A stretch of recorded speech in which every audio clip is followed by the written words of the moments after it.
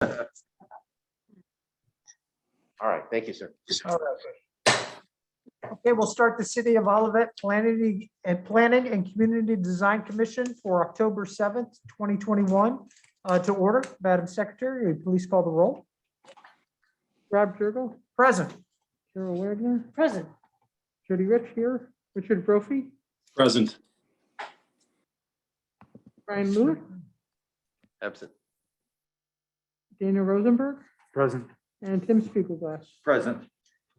Let it also be known that City Council Member Missy Waldman is in attendance, as well as Carlos Trejo, the Director of Planning of Olivet's Planning and Community Development Department, Dawn Doty, Senior Planner, and I believe Bridget Waters is also in attendance Yes, via sir. Zoom. Okay. Anybody else? That's it, sir. All right. Well, thanks everybody for attending. We appreciate it. I think we are getting better and better. I know I keep saying that, but we keep getting a little surprises here and there. But we appreciate you being in attendance. Just to give you a little bit of an overview of how we present things, there'll be a time for public comments at the very beginning. And we do ask you, if you do have a public comment, that it does not pertain to anything that's on the agenda item. If you do have something that you want to add or comment to that's on the agenda item, we please ask you wait until we go through the staff presentation and discussion amongst the council or the board members, as well as a discussion with the petitioners. And at that time, we'll have a time for public comments directly related to that subject. We do ask you that you limit your time to no more than 3 minutes to respect everybody's time that's here, as well as to make sure we get everybody's comments heard. When you are brought on the via Zoom, we ask you that you state your name and address for the record right at the very beginning.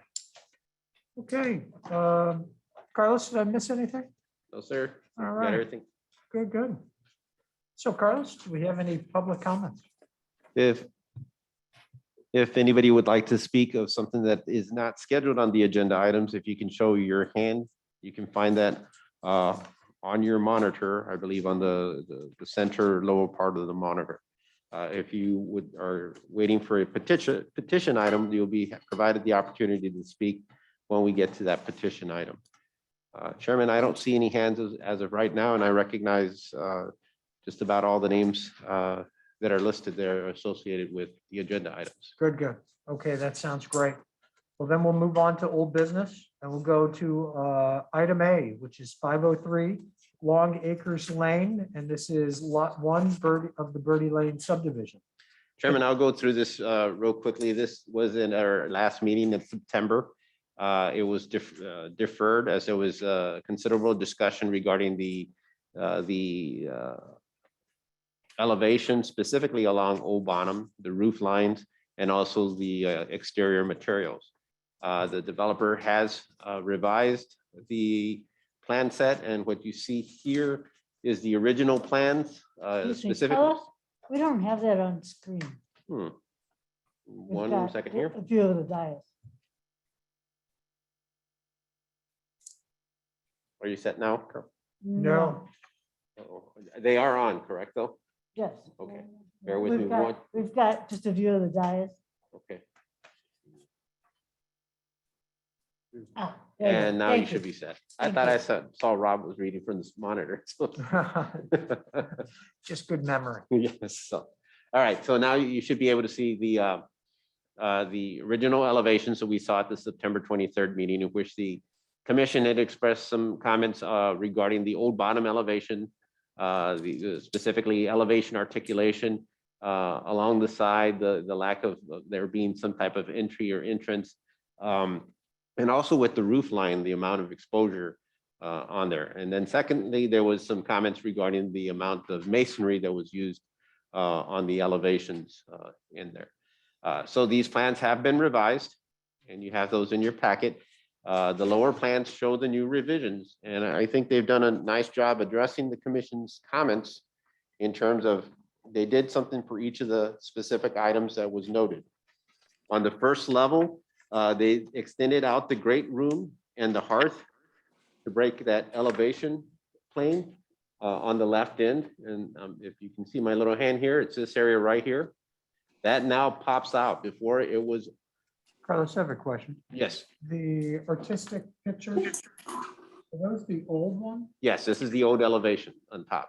Okay. Oh, okay. And then these are the new elevations below. I thought it would be good to have them for comparative purposes. No, understood. Okay. Just trying to, didn't know if we had artistic views of the new elevation. So you can see, no, I asked that it wasn't necessary in there, and I use those only for the purposes of that show. So that was on my consent in there, because I didn't want the colors Understood. to be restricted. No problem. So, right. So you can see the original elevation was one plane along Old Bonham. Now it is a primary plane with a secondary plane broken up here at the hearth room. So the doors kind of pop out furthermore towards the street. And then this second up on the roof area, you can see where they've, instead of having the window flat on the plane, it also has a little pop out. So now there's a little bit more depth to that porch and also to that building elevation. And then masonry has been extended on the primary plane up to that first level. On the Longview elevation, the changes that have been incorporated, the increase of masonry on that first level, and the change in the roof lines that you see here now, as opposed to the rectangular roof lines that were in the original application. And those pretty much highlight the extent of the changes that were made. Everything else in our discussions and even in the staff review noted that site grading is going to be consistent with the site improvement plans for the subdivision. They're not required on-site detention because the subdivision as a whole is providing the on-site detention. The only other comments staff had is to ensure that there is a traffic mitigation plan that is submitted for construction. And in this case, since the whole site is being constructed, it's not a difficult task to do. And that the site improvement plans that have been submitted be revised to reflect the new footprint, especially of the bump out and the roof changes on the Old Bonham side. And then again, whether it's through the subdivision as a whole or the individual lots, you know, the sidewalks are going to be required to be replaced on Old Bonham Road, and a sidewalk will be extended along Long Acres Lane. After that, you have your traditional conditions in place in there. Be glad to answer any specific questions. I do have the developer and the architect online if there's any questions directly for them too. So.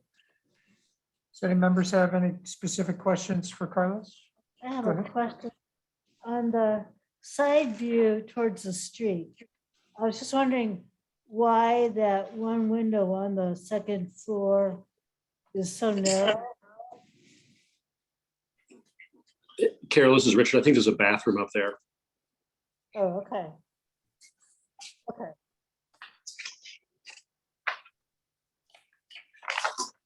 I'm checking. It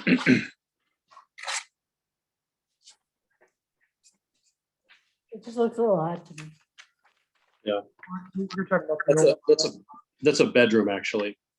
I think it's a closet. On the second floor, it's a bedroom.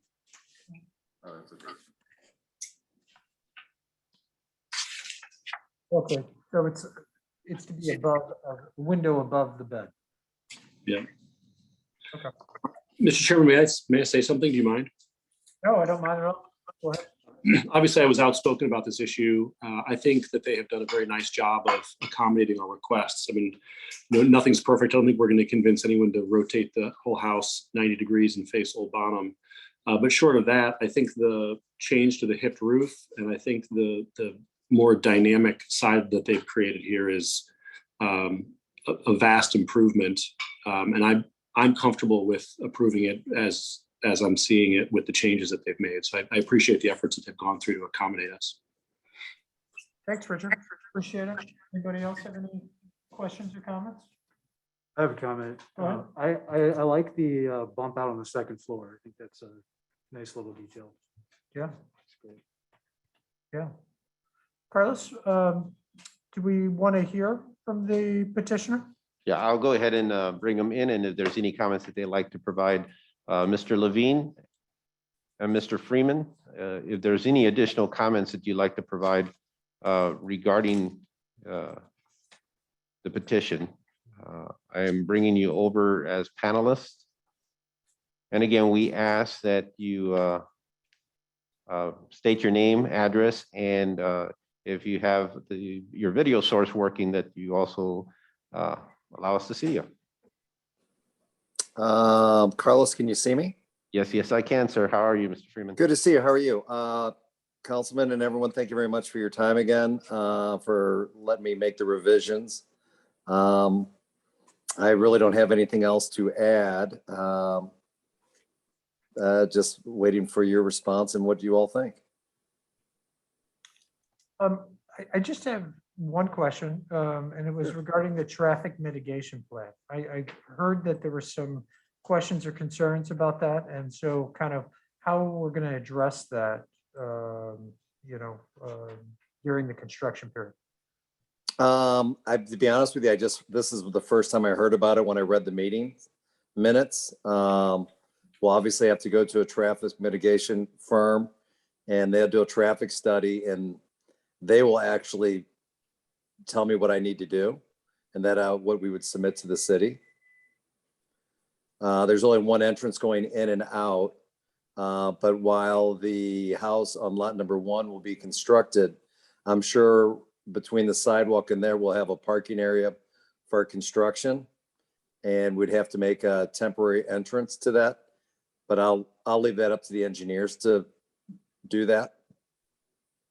Okay, so you're gonna, for this first one, you're gonna just make a temporary entrance off of Old Bottom, is that right? Yes. Okay, and then when So that you, way we don't interfere with construction of the rest of the line. and then for the rest, I know we're talking about this single property, but for the rest of the houses, talking about protecting the road once it's built. Have you had any discussions or thoughts on that with all the traffic that might be going? Well, I think with the road being built and all that, you were going to have to use the road to get access to get all the way to the back. The way it's all set up, there isn't any space for a temporary road on either side of it because there's just not enough room. But I think that's something I'm going to have to discuss with the engineers and get with Carlos to see what we can do to help mitigate the amount of traffic on the roads. Carlos, did you have any thoughts or concerns about that? No, and this is somewhat new that we've been asking, particularly this calendar year, we started it, especially when we have some of these narrow streets, working with the developers to free up some of the front yard area. If there's no specific trees that need to be preserved or so. In this case, again, a goal here would of course be to minimize, the parking of vehicles on Old Bottom Road, which I would assume they have no intent to do. Yeah, we have no intention at all to park on Old Bonham Road. We have no intention to have any construction equipment on Old Bonham Road. And ultimately, that's what we're just trying to hammer out and make sure that they have an adequate space within the parcel itself. Good. Well, I think there's been a lot of good comments about the changes you guys made. So we definitely appreciate it. We think you guys have done a good job. So No. on behalf of the board. So thank you very much. No, thank you. Okay. I'd like to make a motion. Actually, before we do that, do you mind if we see if there's any public comments? Oh, no, sorry, didn't mean to. No worries. If there's anybody that would like to speak in regards to this item, if you can show your hand, of course, that's located at the bottom of your monitor or on your Zoom screen, right around the center. And Chairman, I recognize everybody that's on here specific to a petition item, so I don't see any Let's give it hands. a little bit of time, Sure. just to make sure. But I think we're gonna move on, but Right. I'd hate to rush it. Understand. All right, Chairman, at this time, there are no hands. All right. Do I hear a motion, Carol? I'll motion. A motion to approve the petition for community design and concept stormwater management plan review for a new single-family home at 503 Long Acres, and present a memorandum from the Department of Planning and Development dated October 7th, 2021, subject to staff conditions noted therein. And we I will have second that motion. these conditions listed. Motion's been made by Carol Wagner, seconded by Richard Brophy. Carlos, will you please call the vote? Okay, bear with me 1 second, Chairman. I just need to make sure here that the commission as a whole is being viewed. All right, on a roll call vote, Commissioner Spiegelglass. Approved. Commissioner Rosenberg. Approved. Commissioner Brophy. Approved. Commissioner Rich. Approved. Commissioner Wagner. Approved. Chairman Jorgel. Approved. And the motion passes unanimously 6-0. Thank you, guys. Appreciate it. Thank you very much. Thank you, sir. Okay. All right, Chairman, if you can give me 1 minute here as I coordinate the attendees here. All No right, worries. So they've, all right.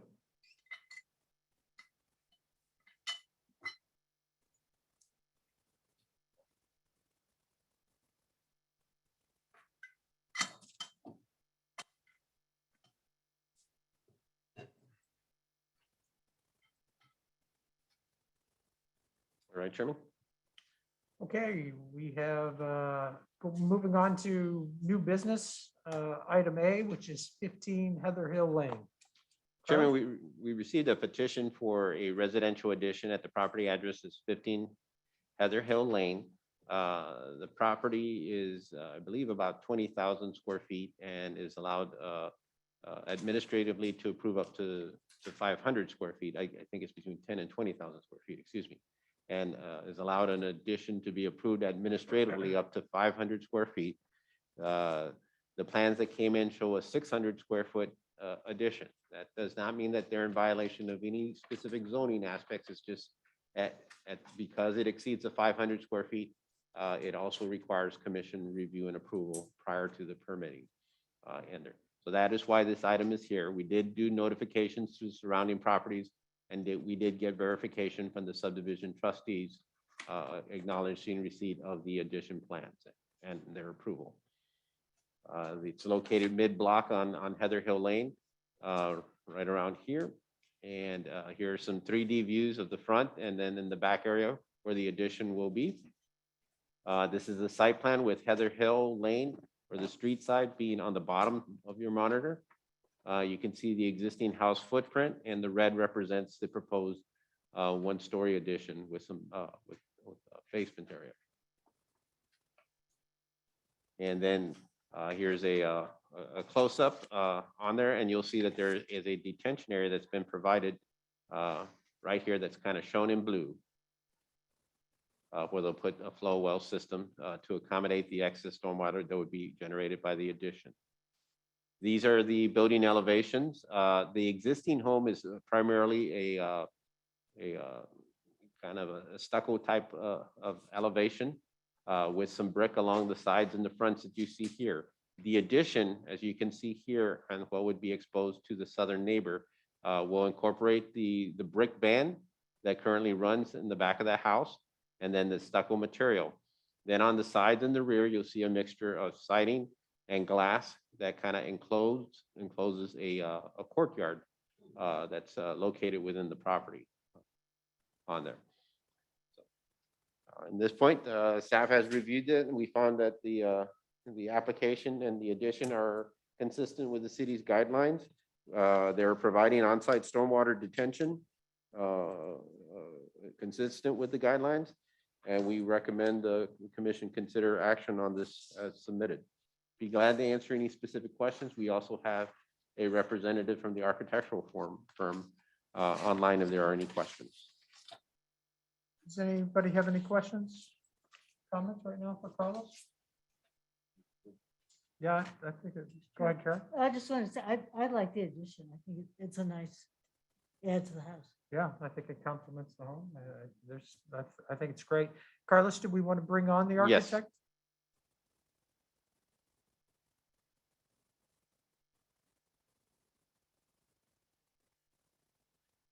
Catherine, I'm promoting you to panelist. I'm assuming it is Catherine with Tao Lee and Associates. And Catherine, if you can state your full name, I didn't have your last name because right now it shows Tao Lee as the applicant, the speaker. There you are. We can see you, but there's no audio. And we can't see her. 1 second, sir. I'll take care of that part. Right. Catherine, you're not muted, but there is no audio. Catherine, sometimes you have to go into your settings and choose a different microphone source within Zoom.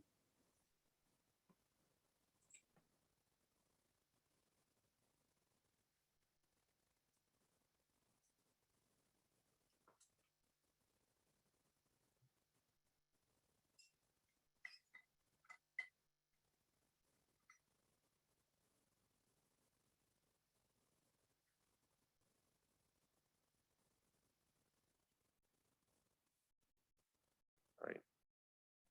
I think she's going to re-log in. Bear with.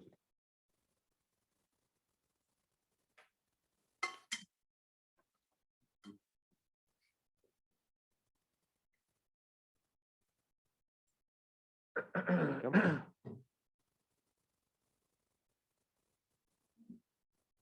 Catherine, you're still, now it's muted.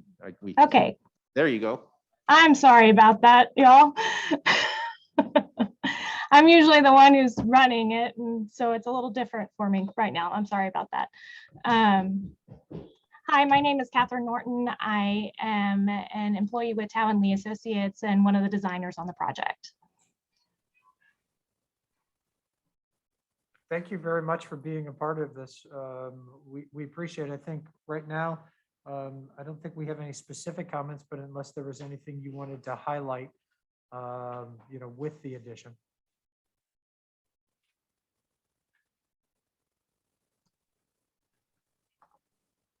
Did you all have any comments? No, I think we were good. We just wanted to bring you on since you were, present and see if there was anything you wanted to, highlight or, discuss. Yeah, so we wanted to maintain the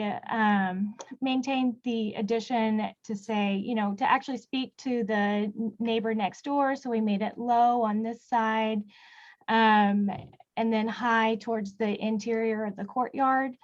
We used wood to add a little bit of warmth, but maintained the brick and the stucco to speak to the existing house. I think it was very nice. So, Thank you very much. Carlos, at this time, do we have any public comments? If anybody would like to speak in regards to this petition application at 15 Heather Hill Lane, if you can raise your hand, it's located at the lower portion of your screen or monitor on the Zoom. And Chairman, of the 4 attendees, I recognize them all to specific to other items on the agenda. Okay, great. Why don't we just wait 30 seconds?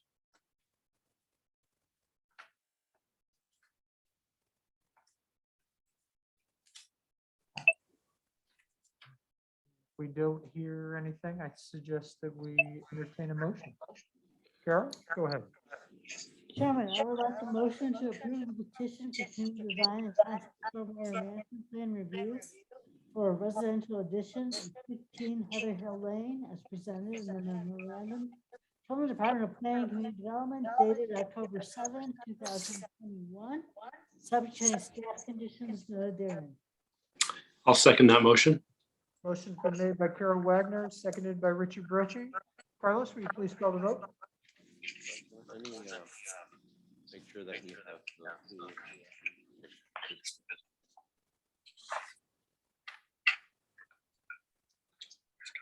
all right.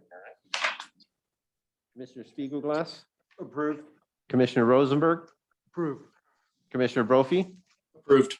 Commissioner Rich? Approved. Commissioner Wagner? Approved. Chairman Dragell, Approved. and the motion passes unanimously 6-0. Thank you very much for presenting. Thank you. Okay, I'll give you a little bit of time. Thank you, Carlos. Joe. Let me know when you're ready for the next one.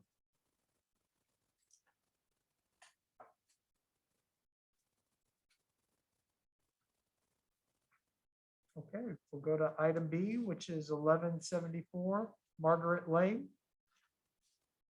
You want me to Yes. introduce it?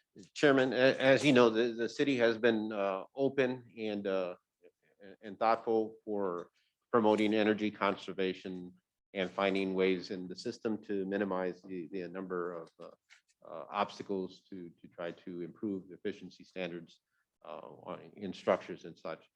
We've adopted some policies regarding solar panels, and when solar panels are installed on one roof plane and they're all kind of intact together, and they are flush with the roof slope, we're allowed to issue a permit administratively.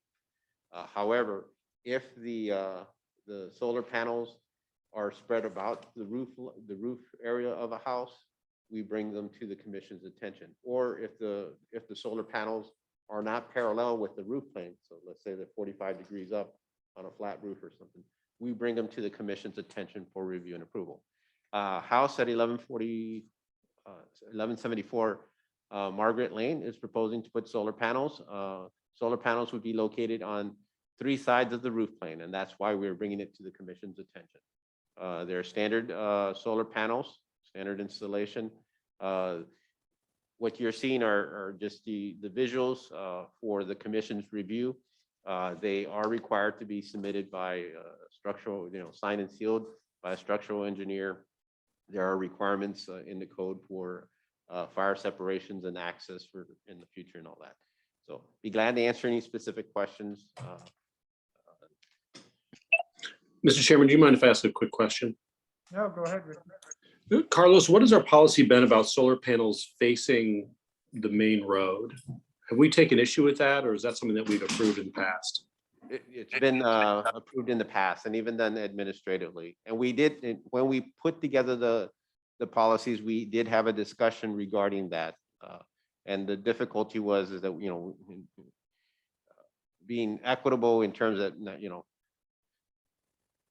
you could have on one street, one neighbor that's across the street that has solar panels, and then the other person can't have the same solar panels on the same,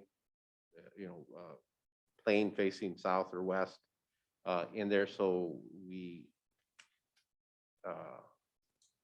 final decision was that, as long as they're compacted together in one plane in there, the placement of whether it would be in the front, rear, or the sides wasn't something that we'd have to bring to the commission.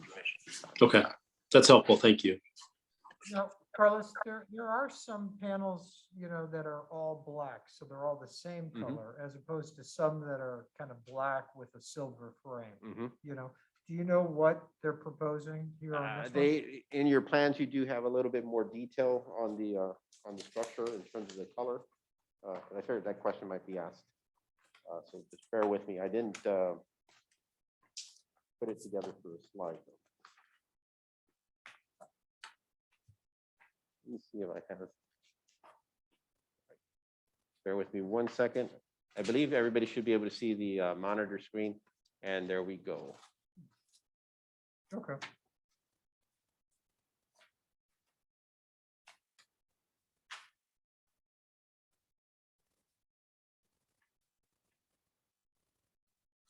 And in the details that you have in your packet, also, I'll note you have the verification on the parallel, it being parallel with the roof line, some of the slopes, and then the array mix on each roof plane.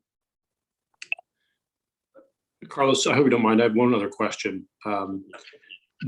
Do we, in these situations where the panels are going on multiple roof lines, do we send out some kind of notification to the neighbors to alert them to that and give them an opportunity to comment? No, we have not.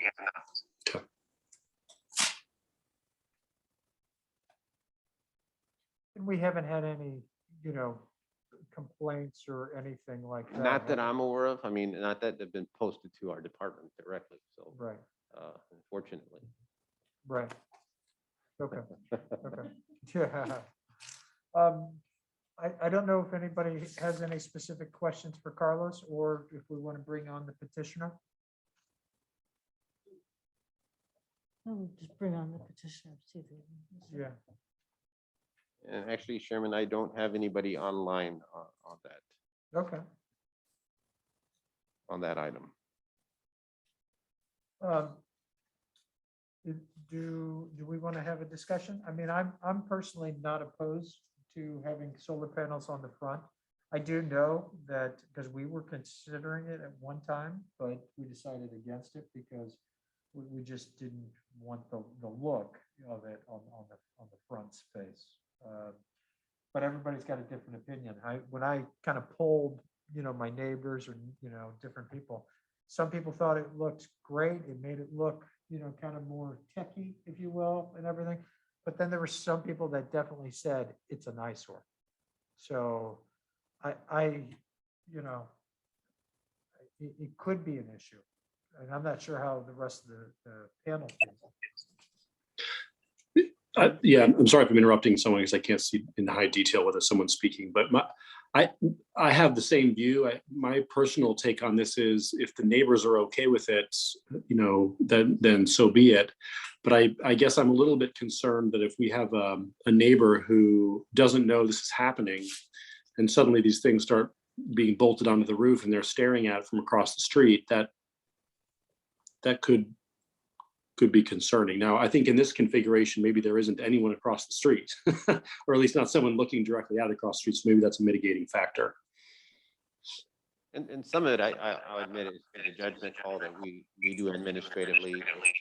Not to, you know, given that the location is near the terminus of a cul-de-sac. Yeah. If there was, if we were aware of the organized association, we would have definitely reached out and brought it to their attention. Yeah. And this was a case in which there's not one that is known of. And also we kind of took a look, you know, just in general in there. I do agree in terms of some of the concerns and whether there should have been an opportunity for some of the neighbors to. This just doesn't seem like it's right for that kind of review, because if I'm looking at this properly, the view across the street is through a tree and then into the side of someone's house rather than the front or the back. So it's not like there's someone across the street staring directly at it every time they walk out their front door. Right, right. Small one way. Yeah, it's like 4 houses. That's it, then you run into this alley back here. Oh, okay. And then down below it is where Ryan and the new development for Lotus is. Oh, okay. Yeah, Mr. Chairman? go ahead, Karen. I mean, we're weighing the aesthetics of this against the purpose of solar panels, and the purpose of solar panels is certainly not an aesthetic.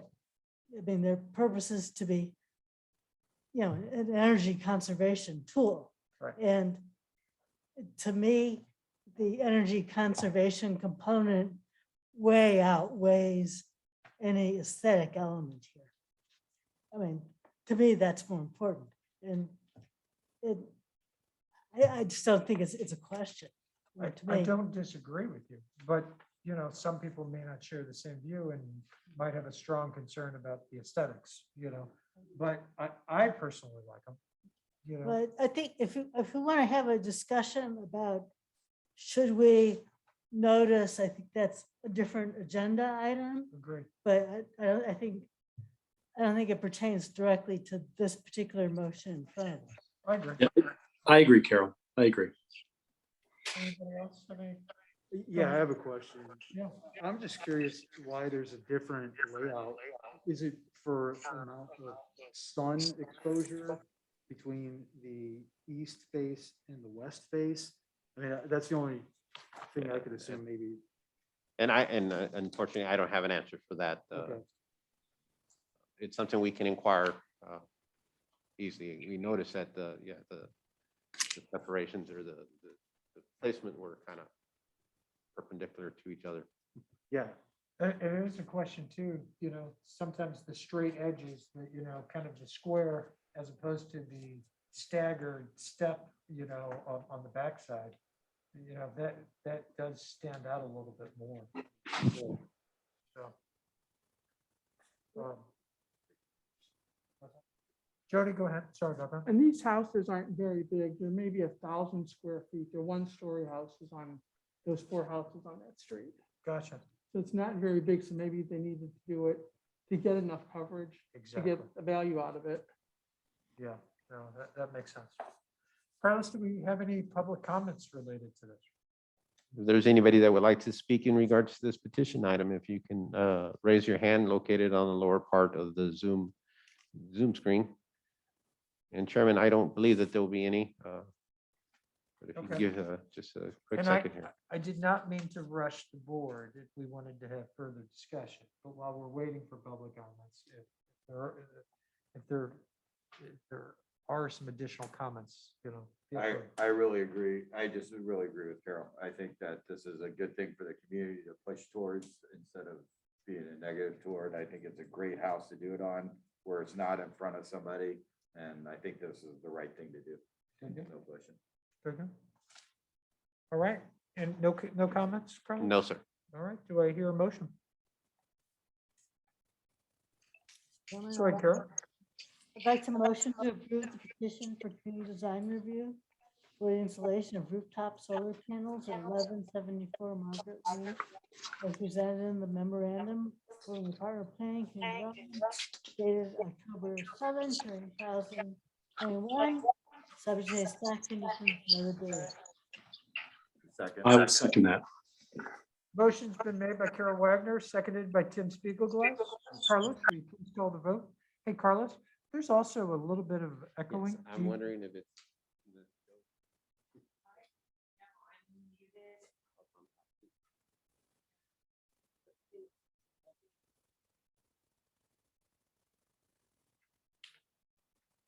Yeah, I think we're good now. Okay, good.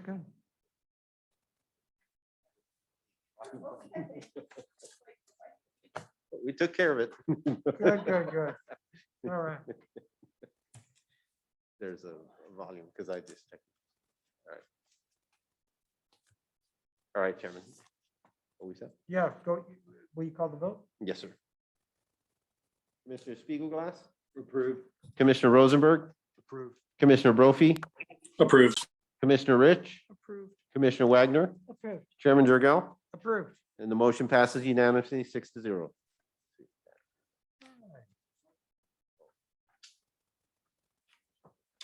That completes the new business, which is great. And we'll move on to other business once Carlos is ready. 1 second, we're just having a.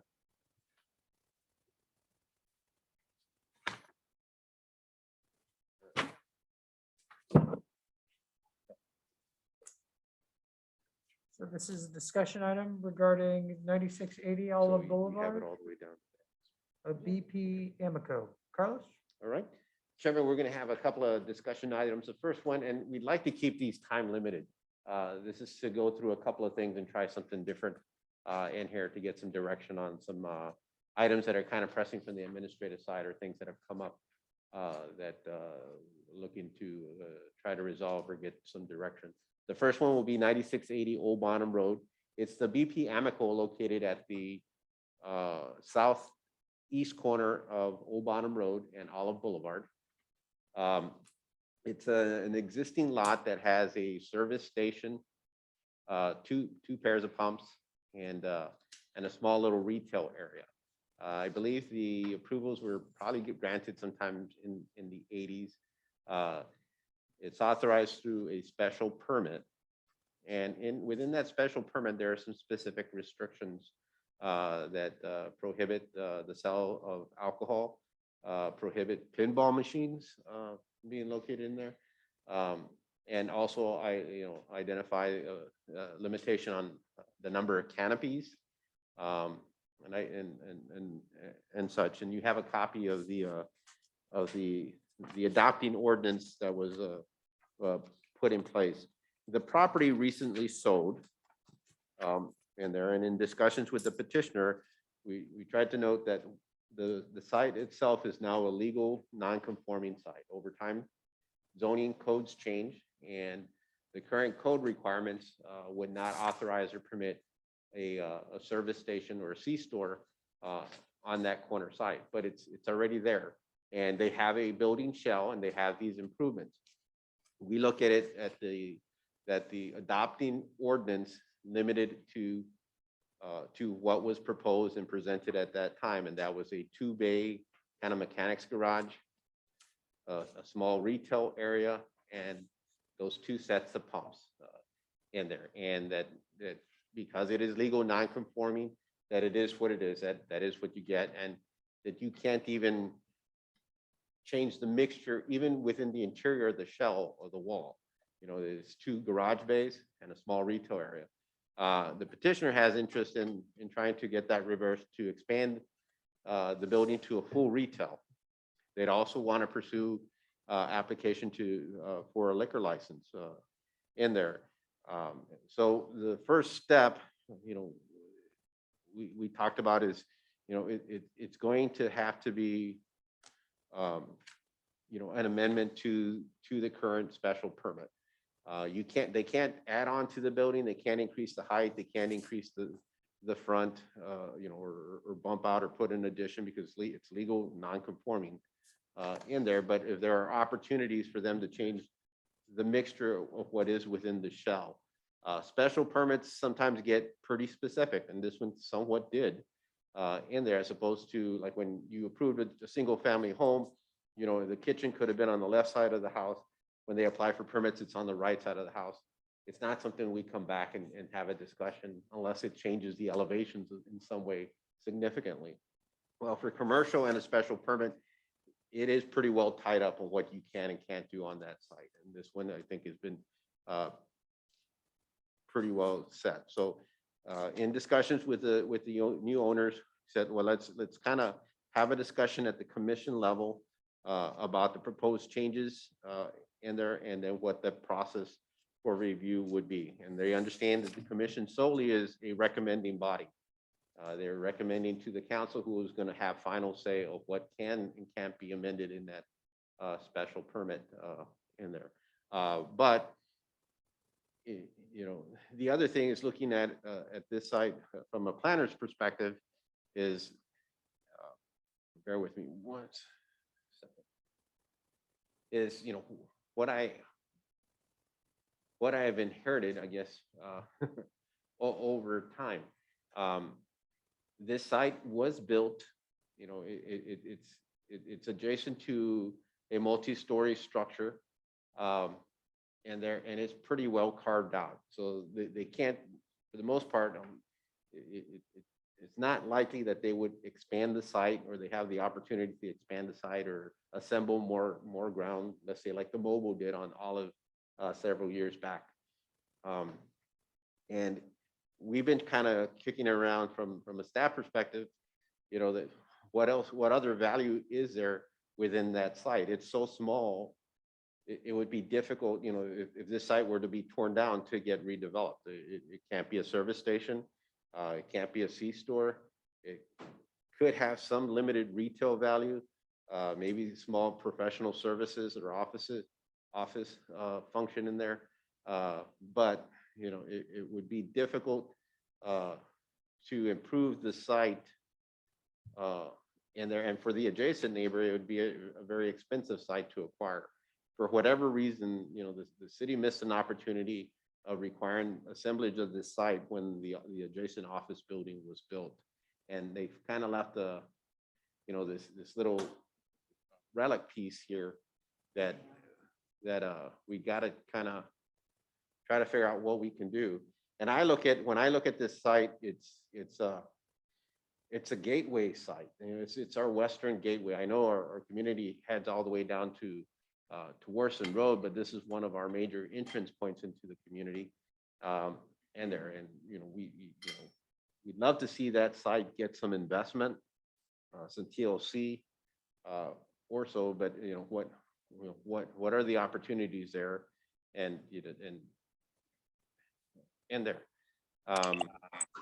So that's where we're set. And there I have the owner along with an architect on hand. They have put together a scenario of possible improvements to the site grounds, and they just wanted to kind of have an open discussion with the commission before coming in a more formal setting. Mr. Chairman, may I ask a question quickly? Yeah, go ahead. Is there provision, Carlos, for us to work on the grounds around it at the same time? So you're looking, this is a perfect angle. Obviously the sidewalks where those meet, there's some dead grass there and some decaying concrete. I think our goal has always been, whenever someone redevelops a site along Olive, that we work on the appearance of the sidewalks and other appurtenances at the same time. Is this an opportunity to take that on as well, in your view? It is, in my opinion, yes.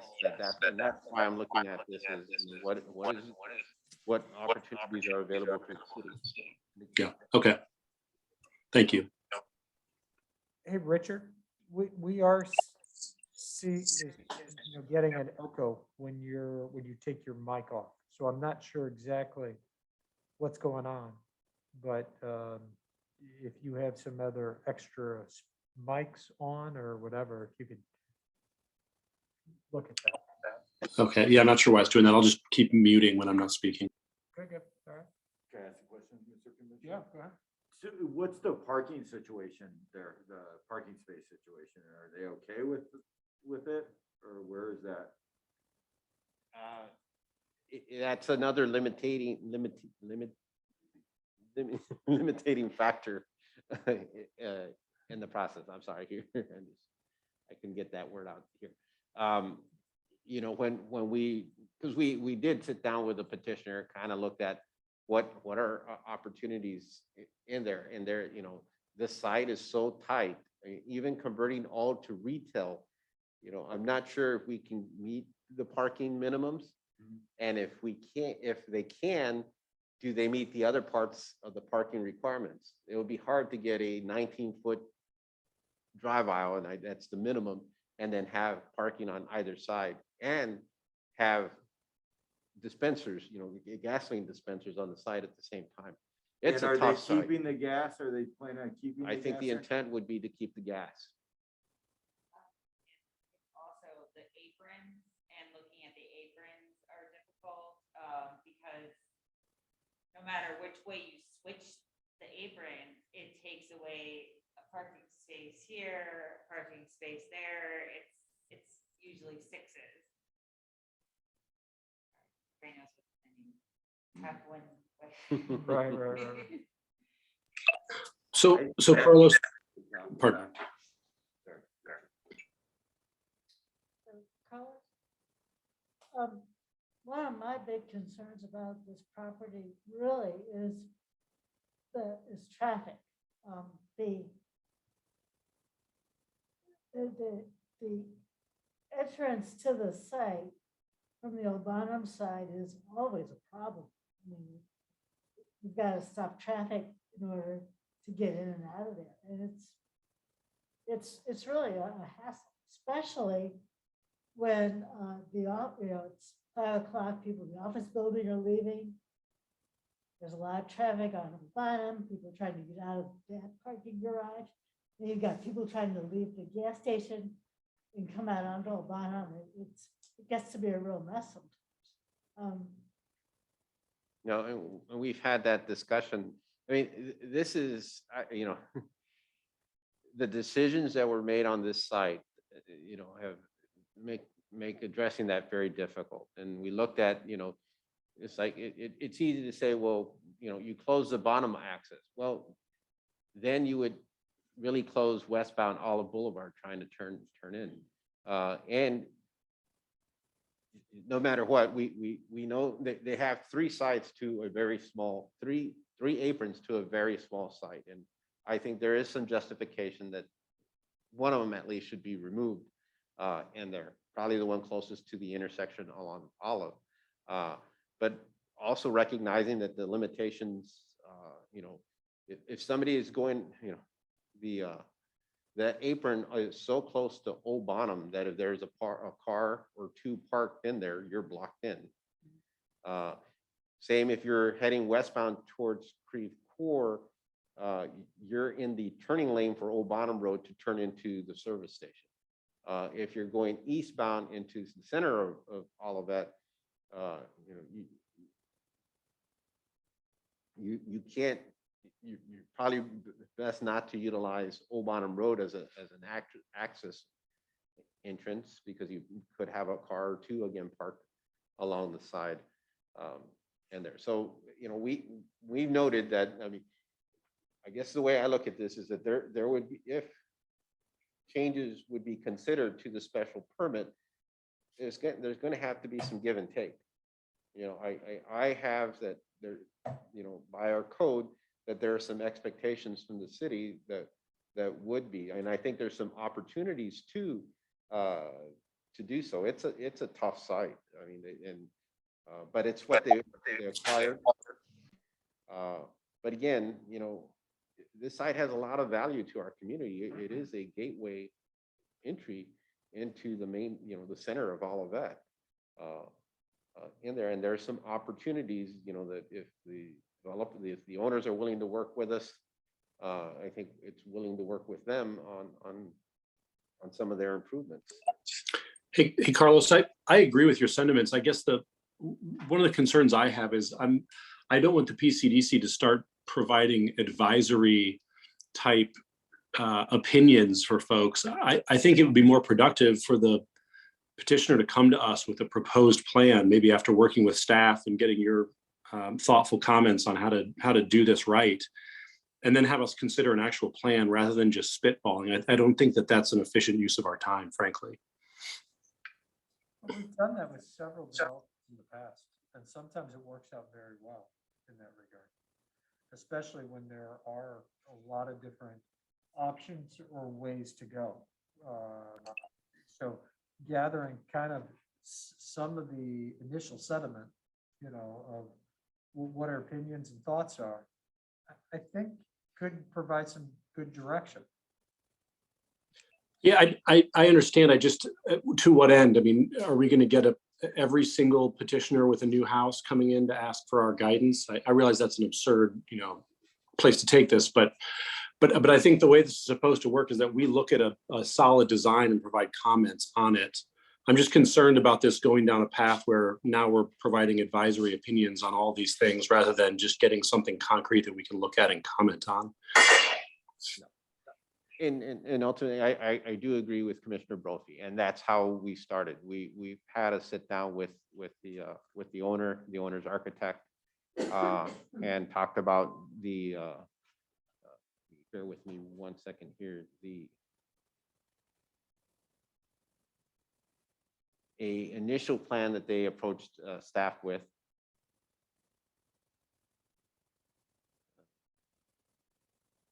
Bear with me here.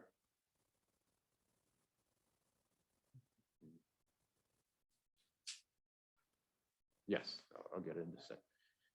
So this is where we started, and pretty much what I've noted to you is what I noted to them.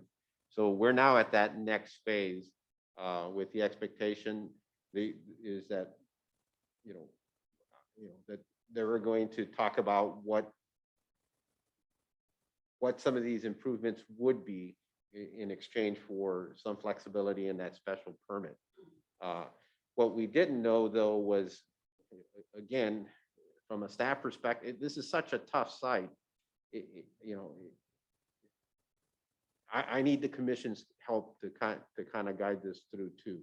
I'm hoping that there'll be some, when the architect speaks, he'll talk about some of the revisions that they're looking to incorporate, because we had that discussion. They're aware of, that there's a potential here that this could become a gateway feature for our community in there if they pursue some of those exterior, not only interior improvements, but some exterior improvements in exchange. And I hope that does answer your question, because I do agree with you. We try to not have that general discussion here. That's why I wanted to do it in a work session. because if it's. What, it's what good- changed between your initial plan and the current one? That's where the architect, when I bring them on, they'll talk about what they're looking to incorporate. Okay. Okay. I'm sorry, Mr. Brophy, on that. I just wanted to point out that whether or not, you know, the city wants to issue a license for additional liquor sales is up to council. It's not up to Mhm. this body.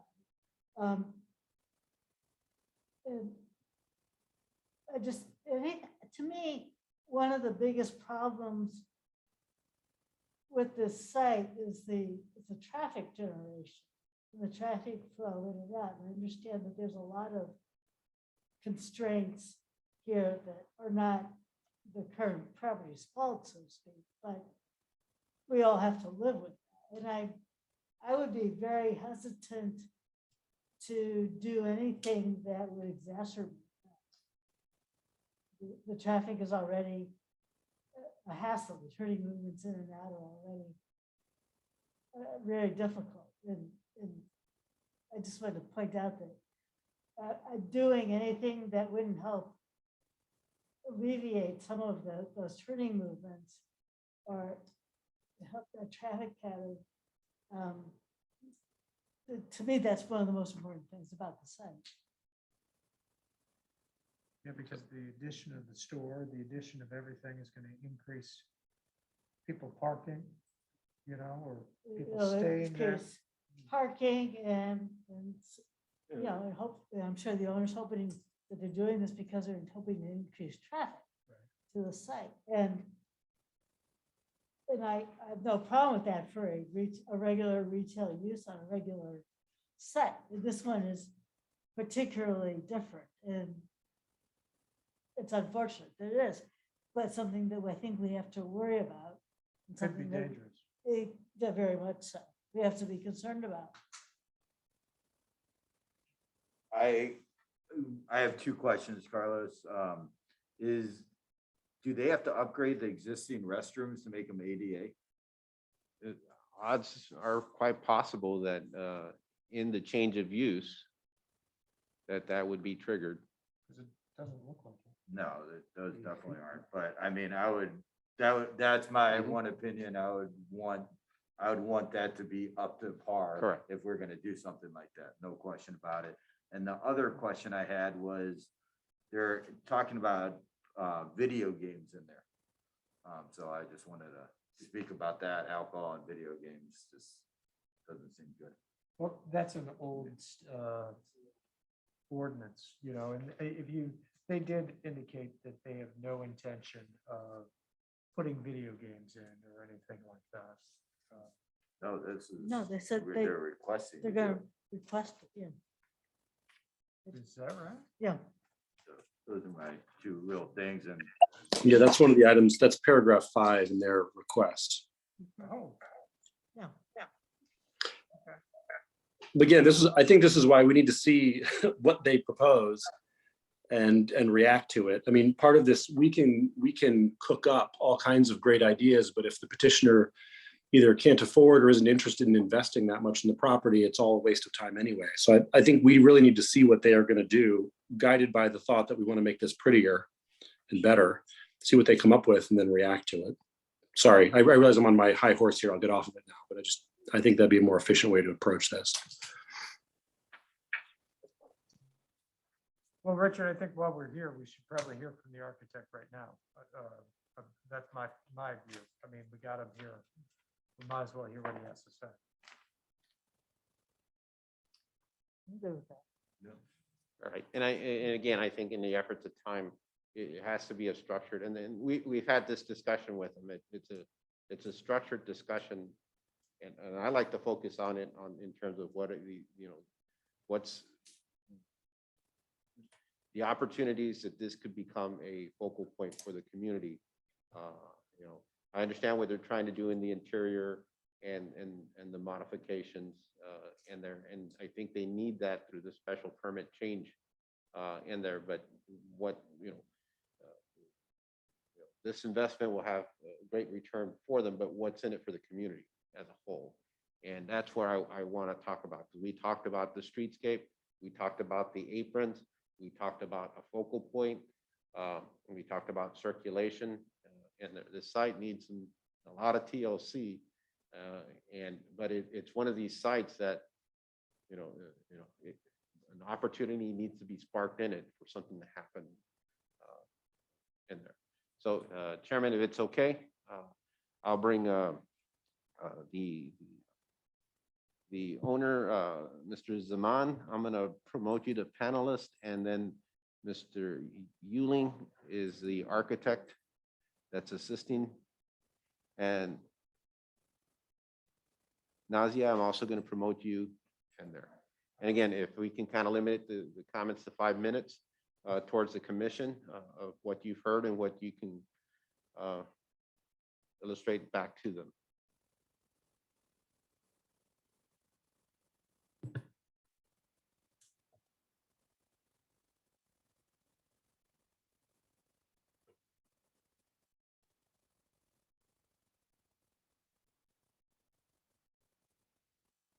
Okay, everybody should be on. I still have everyone muted and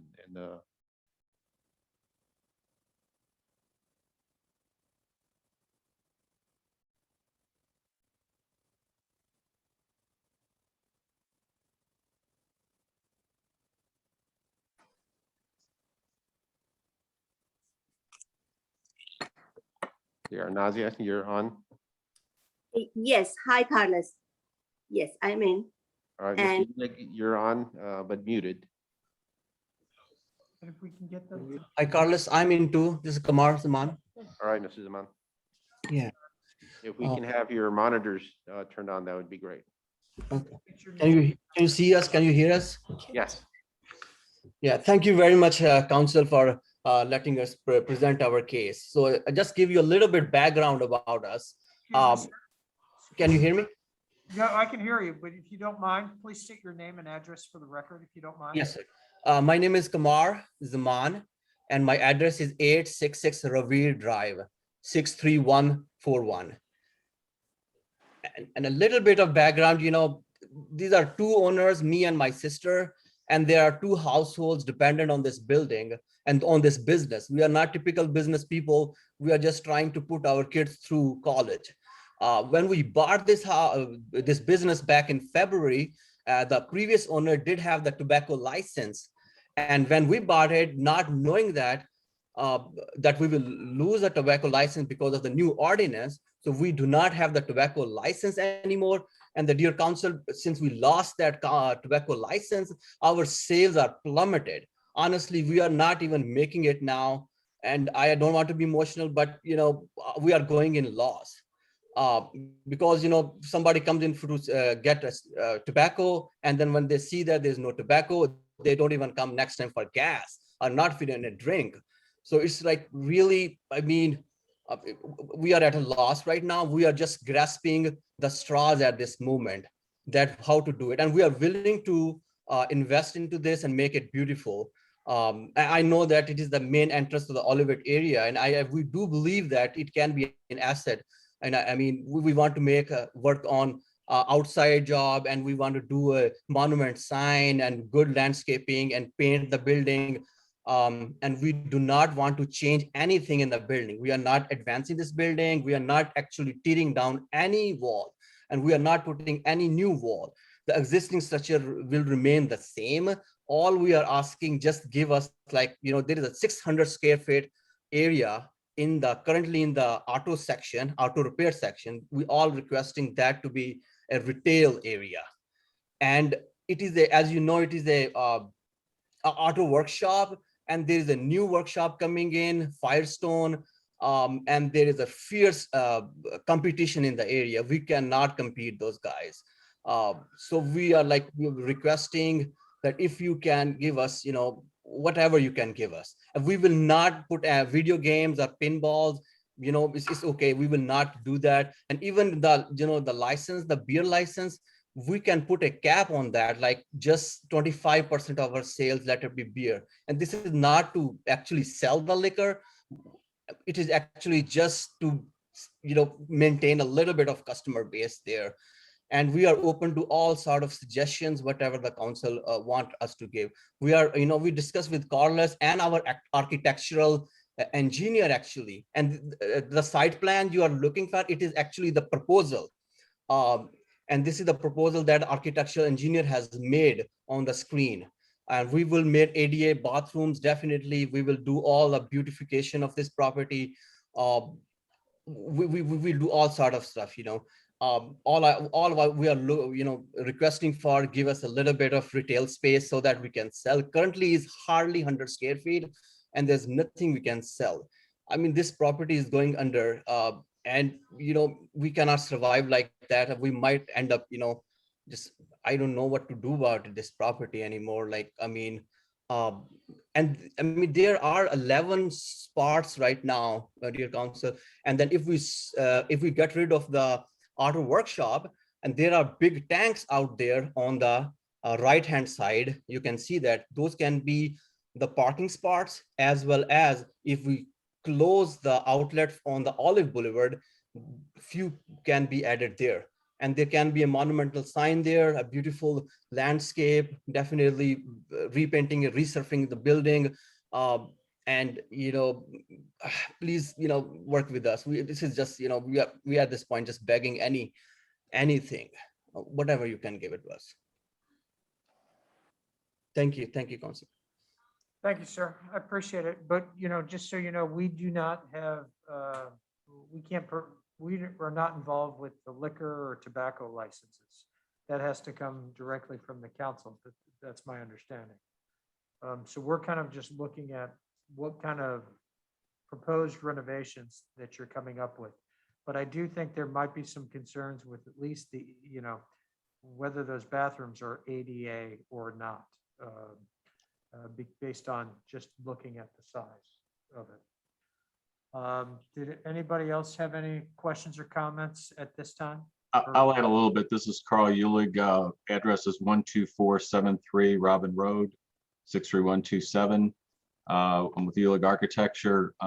And, in talking with Carlos and the owners, I think we are really, we're really open to working on that corner element. I think that's really what they can give back to the city is really cleaning up that corner and possibly closing off the westernmost entrance to the site from Olive, possibly just having the two, the one on Bonham and then the eastern curb cut on Olive. But I think that gives us a little bit more of an area that we can work with. And like you said originally, is this an opportunity to rework with the city, the sidewalks, that whole area, maybe even add a little bit green space, maybe, obviously we'd probably go with a lower BP sign that would be down there, maybe something, we looked at, if it's artwork, if it's if you do some sort of a feature there, the signage, whether, the city would want us to incorporate something with the city, welcome to the city, something like that. I think that's probably what we have to give back to the city in order for them to be able to proceed with their plans. And yes, we would, in looking at the plans, we talked about the bathrooms. It's sort of it's the old school setup where the one bathroom is serving the service bays, the other one's the customers. I think that whole area needs to be reworked a little bit to accommodate an ADA restroom or the men and women's ADA restroom. The spatially, if we can get by with one unisex ADA, that's probably be ideal. And we could talk to the city about that.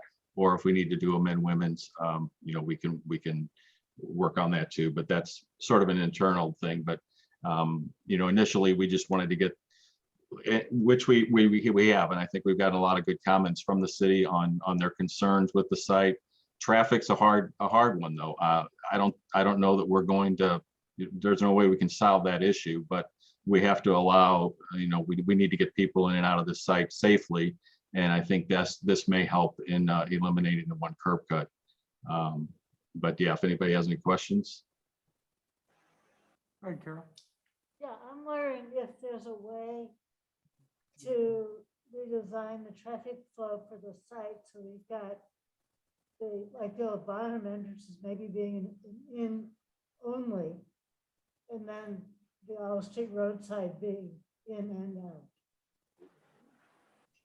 Yeah, and I think the difficulty in there is that the second gas pumps that you can see that are on the western side of the site, if somebody pulls in off of Olive and is facing that way, there's no way they can even turn around in that site to get back out onto the Olive side. So there's just some practical issues, I think, that because it's such a tight site, I mean, it really, you know, you're really limited there.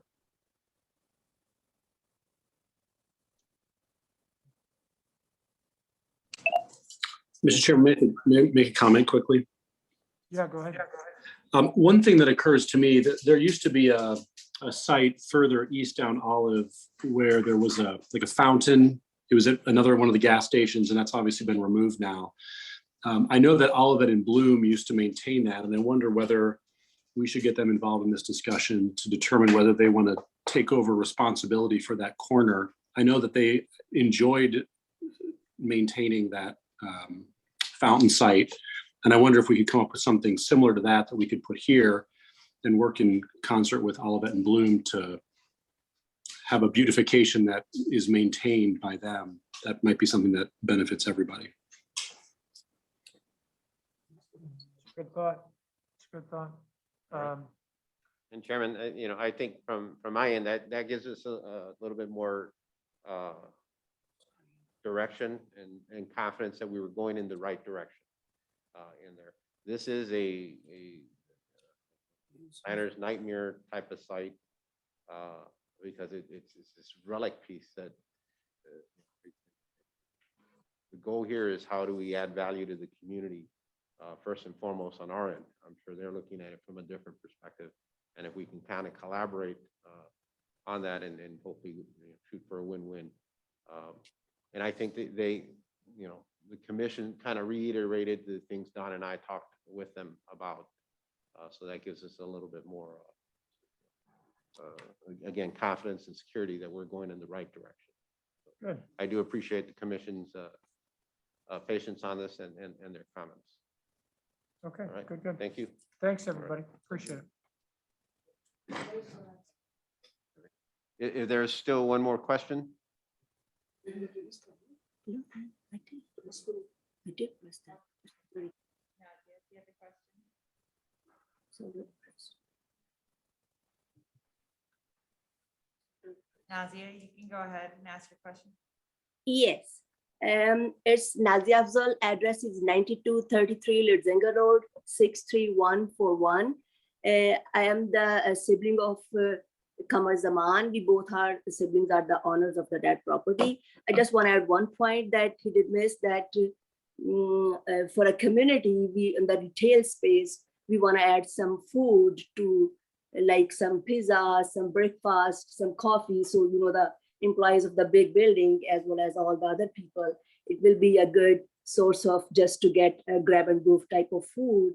So that was the point that I want to say, that we wanna work for the community to give a beautiful place for them to go get a gas, get a coffee, breakfast, or all the people like the employees in the big building, they don't need to go somewhere else. It just they can come here and they can grab their any pizza or any food or anything that can, you know, that can be helpful for the community. We will definitely make a beautiful, attractive place for the community, so that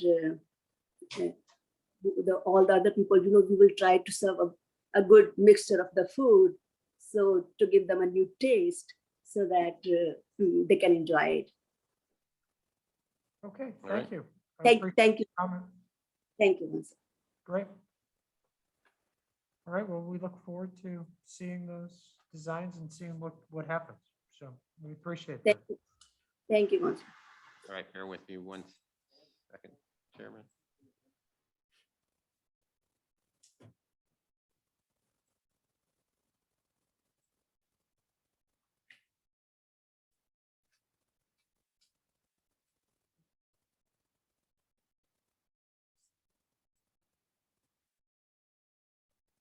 right, Chairman, whenever you're set. We're all ready for you. All right, at our last commission meeting, we talked about the site coverage requirements for accessory structures. So what Don and I had done is we researched Creve Coeur, Frontenac, Ladue. And there's one more. And of course, all of that, we provide you a comparison. Don also made a map that illustrates the different sizes of lots in the city of Olivet between 0 to 10, 10 to 20, and then over 20 for your purposes to kind of see where that impact is. What we found out, I guess, in summary, is that everybody does it differently. You know, all the communities are, unfortunately, it's inconsistent in there. So it's hard to compare apples and oranges in there, but there is some logic in between. What we found that a comparable lot in Creve Coeur has a coverage requirement of about 45%, where in Olivet, comparable lot would be restricted to 40% in there. So I think there is some room to look at a tiered system to allow some of these larger lots to increase the amount of coverage. But I guess it goes back to having a discussion on this is what was our primary goal when we put together these regulations on accessory structures. And we have to have a talk about them. Is the intent to preserve green space? And that means try to preserve or minimize disruption on soil grounds, which is really hard to do in a small lot, because when they build that house or put all the infrastructure and services, it gets disrupted. Or was it about an effort to help manage stormwater, especially in some of these denser neighborhoods? Or was it a combination of both? And I think if we look at it from a combination of both, in there, you know, stormwater can be addressed through engineering. Somehow that issue can be resolved in there. And I guess looking at what Creve Coeur had and what some of the other communities had, I think there's some opportunity here to increase the coverage requirement, subject to, you know, some conditions that they maintain some of that detention on the site. It's not about redirecting the stormwater in there, but trying to maintain as much on site in there. The other thing we found is Creve Coeur does not count the pool footprint as coverage, where Frontenac does. So you know there's inconsistencies in those aspects too. And the other thing, when you have when they use a 10,000 square foot lot, because the math is simple, and on a 10,000 square foot lot, you can build a house up to 2,500 square feet. And then you can have 10% of accessory structure coverage. So that's 1,000. So you can go up to 3,500 square feet by our code. And remember, our code does not consider the driveway or the driveway turnaround. So you could have the widest driveway or the smallest driveway. It's not going to count against you. So now you have this 3,500 square foot in impervious surface. However, if the house that was built on the lot is only 1,800 square feet, they've lost 700 square feet. They don't get that back in any other way. And it's somewhat like it's not a, it's I don't want to say it's not fair, but they kind of get penalized that they preserve some coverage, but they can't utilize that excess coverage Later on. for the smaller footprint because they're still maximized at 10% for accessory structures. So, you know, it was an interesting process in there, you know, but I think, you know, in the end, I think it's worth considering an increase for some of these smaller lots on the amount of coverage that they can utilize if the detention provisions are defined and provided on the property. Be glad to answer any questions. We're not here to draft the ordinance today. I'll take your comments and then I'll hopefully have something at our next meeting for review and up to the commission on action. Does anybody have any comments direct? I have one, but I'll wait and see if there's anybody else. Hi, Chuck, go ahead. Okay. What I was wondering if you looked at any of the, like Clayton or U City that typically has more like a denser, type of environment. It's something we can put together. We didn't take a look at those. We took at the three closest, so Right. that's right. not a problem. But, we are kind of in some ways moving towards a denser, Mhm. especially on Clayton or I'm sorry, not on Olive. So I was just curious, from that standpoint to be consistent with what we're doing for the commercial side, also for some of the residential side as well. So, Good point. Now, I know that the way this issue, it wasn't instigated, but the reason this is before you is that we've run across this issue more than once, and we recently just had one of these items go to the Board of Adjustment. And when we see that there's, you expect that someone's going to have a conflict with the code every once in a while, but when they're pretty consistent, it's time to reassess that code in there and see if they're times have changed or construction standards have changed or things have changed, to make sure that the code, it should be continuously, updated and reviewed and make sure it's working for the community as a whole. So that's one of the reasons we brought that to the commission and why we're looking at some of these adjacent neighbors and how they're doing it. Hey, Carlos, a quick question for you. When you say in the recommendation section, we're discussing whether the pool footprint should be considered as site coverage, you're talking just about the wet part, right? Where obviously the patio or whatever concrete they pour would be considered site coverage. It's just the water that you're questioning. Is that right? That was what I put, yeah. I'll note in Creve Coeur, they subtract the first 4 feet around the perimeter of the pool. So I just want to make sure that it's subtract, what do you mean? that the first 4 feet around the perimeter of the pool is considered like emptying into the pool, so therefore it's not considered as part of the impervious or the Oh, area. It's interesting. yeah, yeah.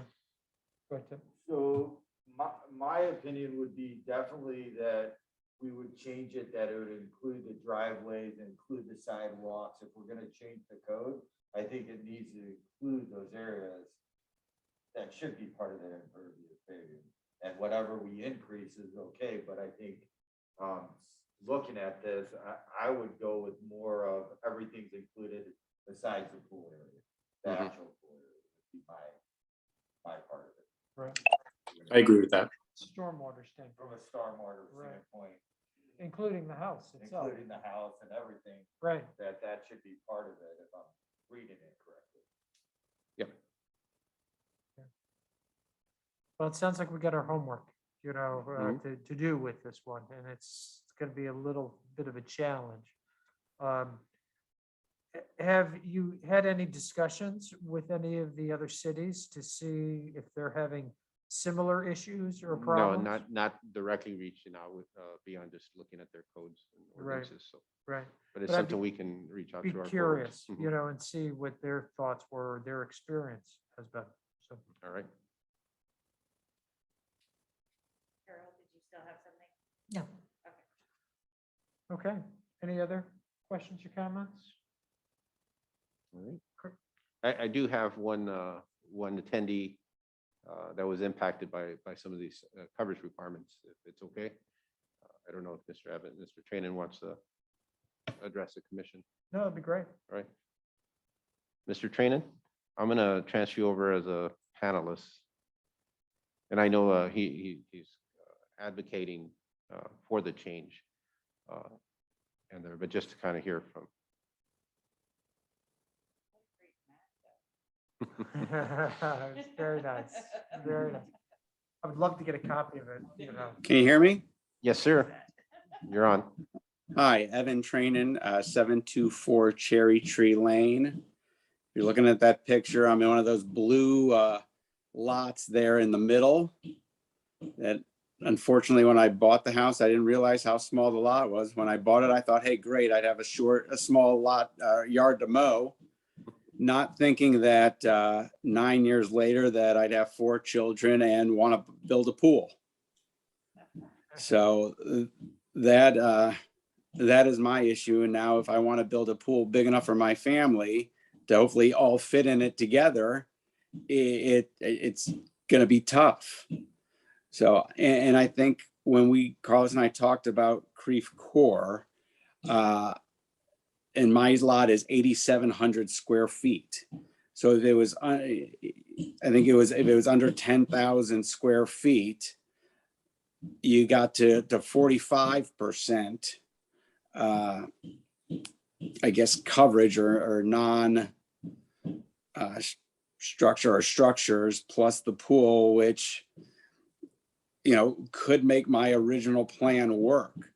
But since the knocking it down to 8,700, including my pool, to get any kind of pool deck around my pool, I have to get rid of the existing patio that I had out my back door, which was 200 square feet. So it's a challenge. It's very stressful for me. And I guess my family also, because we're very much looking forward to this and didn't realize we were going to have this big issue. So I don't know what else I can do, but I look at the stuff and because of my small lot, I'm being penalized. You know, we get the same requirements as a 25,000 square foot lot. And if I had a 25,000 square foot lot, I have no problem, but I don't. So I guess that's all I've got.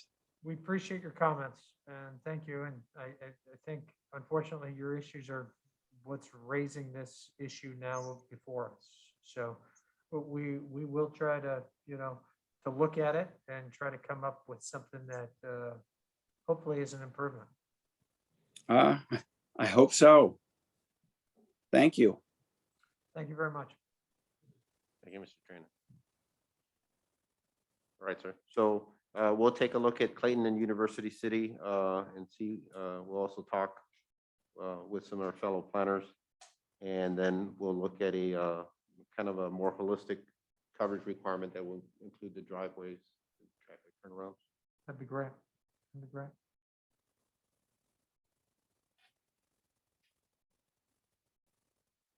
All right, Chairman. Thank you.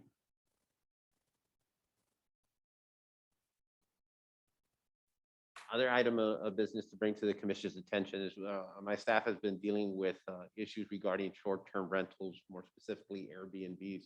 If you were to log in the Airbnb site and all of that and search all of that, roughly about 4 to 5 will pop up.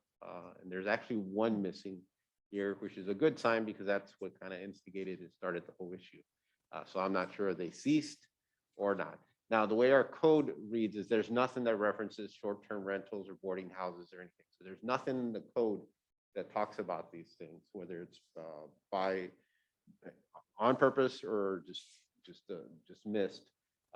But in our other regulations is that anytime that there's a change in occupants, you are required an occupancy inspection. It's a $95 fee in there. But if somebody wanted to change occupants every week, you know, that's well within their right, but it's going to cost them $95 every time. Now, that may not be a fee significant enough to deter somebody from doing so. And that, you know, that is a choice, a private choice that a property owner would make. In addition to that, you know, there are some safety concerns from our side, from the building side, that we would have, not necessarily to restrict Airbnbs or short-term rentals, but to ensure that the life safety issues are not messed with or disconnected or absent as tenants and change in there. And there's also some, you know, legitimate issues regarding equity in terms that it is a business, and just like any other business, it would be required business licenses and be paying their business license fees, not just to the city, but to the state as a whole. in there. And then there are other safety concerns in terms that, that the registration and the registering of occupants is different. Like when you stay at a hotel, you're signed in, you're stayed in the, there's opportunities to kind of work a system and fall under the radar and not be identified while staying in a hotel. We had an issue in one specific subdivision in which they indicated that their indentures prohibit Airbnbs, but they wanted the city to be the take the lead in prohibiting them, and we found out that it was difficult. One was within our code; it's somewhat silent. Two, the property owner is willing to continue to pay for every change in occupancy. It's a private decision that they would be making, and we weren't sure how we would be able to address this in a code or a citation if they followed through all the other aspects of it. So long story short, so we did take a look at a couple of communities. It's in your packet. And what we found out, we compared 4 communities, I think University City, Creve Coeur, Kirkwood, and I forgot who the 4th one was, two and Ladue. 3 of them just said, no, you can't have short-term rentals within their codes. And they were all specifically in home occupations under the zoning code. 3 out of the 4 municipalities you just identified have said no to B&B, Airbnb? There was 3 of them that specifically said no. Okay, thank you. Creve Coeur, Ladue, and maybe Frontenac was the other one. And then Kirkwood and University City had some type of controls or regulations that were put in place. So I think we will be drafting something to come before the commission. If there's any comments or any questions that you may have, please bring it. But it's one of these things that is taking staff time away trying to deal on the regulations aspect. So the goal here is to try to get a set ordinance in place regarding how we will deal with these, whether it's to permit or restrict, and that way we can move on and do other things. How's the council feel about this?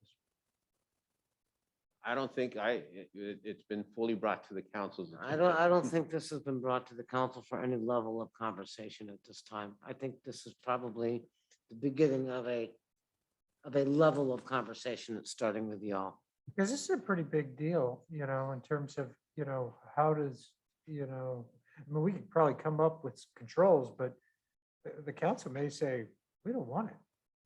The people don't want it. So I'm wondering if the council needs to have some discussions on this ahead of time to see if it's something that wants to even be entertained. I'm not the planner here, but you have a valid point. Maybe that is something that needs to be put on a workshop agenda for the city council.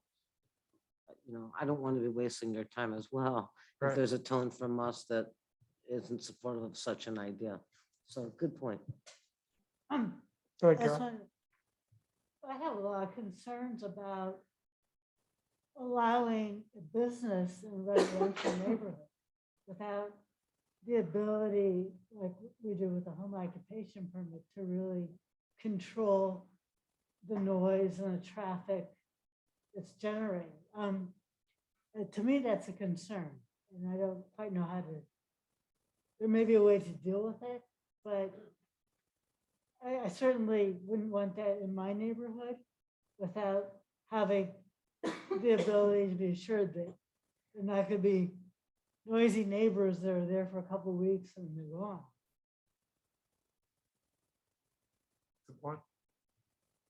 Anybody else have any thoughts or comments on this? If I may, Commissioner, Chairman, I think that there are obviously pros and cons to all of this. Some of the cons are the ones that Carol just mentioned. There are some pros also. Typically, Airbnb properties are held to a higher standard and they're maintained better than many individual residential homes are. But I think more importantly, it can become a profit center for the city. You know, we can put rules in place that require registration fees, perhaps even a portion of the fees collected can be a tax for the city. So I think there are some potential benefits there that shouldn't be overlooked, at least in the conversation about all this. And I wonder if this needs to be like, if it was to be allowed, that they would need to get approval from their neighborhood commission or neighborhood association to make sure that that would, you know, abide by their indentures. Correct. Thank you. Yeah, I agree. The other question I had, Carlos, is this issue within our purview as the PCDC? Do you know? It would be if it's regulated through a land use. And what I found in other communities is they're all doing it through zoning.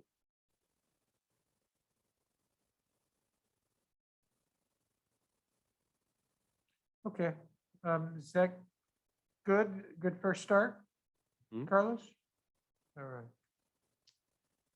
Other item are private recreational improvements. It's another issue that we've been trying to address, in which we've gotten some neighboring disputes as existing private recreational areas or the conversion of them. And here are two good examples of what may have started as tennis courts or basketball courts. One became a pickleball court, and the noise is disrupting several of the neighbors in there. Another one, you know, the noise of balls or basketballs as opposed to tennis balls in there. And then we have some other ones that we've had calls and comments, and we're trying to look administratively how best to try to address these. There's you know, the sports court off of Glen Mary. There was a batting cage we had a couple of months ago. Somebody built a bocce ball court in there. They were worked with the city in there, but you know, it was a concern in terms of, because it wasn't an improvement to the yard that would require a permit, but you know, they were going to have bocce balls and they were going to have lights in there. But somebody can put lights in their backyard just like anybody else. So there was some concerns in there. We had another property owner that had a zip line in the backyard. So it's more of a food for thought about, you know, to what extent do we get involved into some of these private improvements. People have pools, they have pool parties, or they have pool lessons, and they're no different in aspect, and they're not for profit. If these were public or for-profit uses, I think then we have the regulatory authority and the means to try to address those. But when a neighbor has a court and it's noisy at certain times of the day, I think we're kind of limited, and I'm not sure, I'm bringing it to the commission's attention, I'm not sure that we want to be in that business of trying to regulate some of these. Okay. So wouldn't this be an accessory structure? They could be considered accessory structures, you know, and they're, when we put together the accessory code, we try to call out as much as we could, but then we continue adding on to a different component. So again, a good example is when a driveway turnaround becomes a basketball court, or to some extent then becomes a pickleball area in there. That could be 5 feet from the neighbor's property line, you know, because the driveway can be placed 5 feet from the property line. In some other cases, like the one you see on the right, that's more of a defined, and that one probably did get a permit for a tennis court, you know, Right. and it probably has a poured base and rock, asphalt or so. Others, like I said, when we were dealing with this bocce ball court, it was, you know, there were grading, but there really wasn't you know, something embedded into the ground that would require a permit. There was no concrete or anything, it was just dirt that they were playing on? Dirt and rock, you know, and sand. I think we're getting into a dangerous It, area. it does, and there are things that, you know, I think what we try to do is like, okay, we get, making sure that their voices are heard, and we can get back to them that we did make an effort, and that at this point, I don't think they're on the high priority of items that need to be addressed. But I think they deserve to be brought to the commission's attention. A zip line could be dangerous if it's not installed properly. So but I think it's kind of like a trampoline. Mhm. It's kind of at their own risk. And I think there's a difference if, and again, if a friend invites a friend, but if somebody invites somebody and I'm paying in there, that, you know, there are regulatory standards that need to be put in place. And in this case, it's more of a private decision that I'm going to go and do this. Right. So.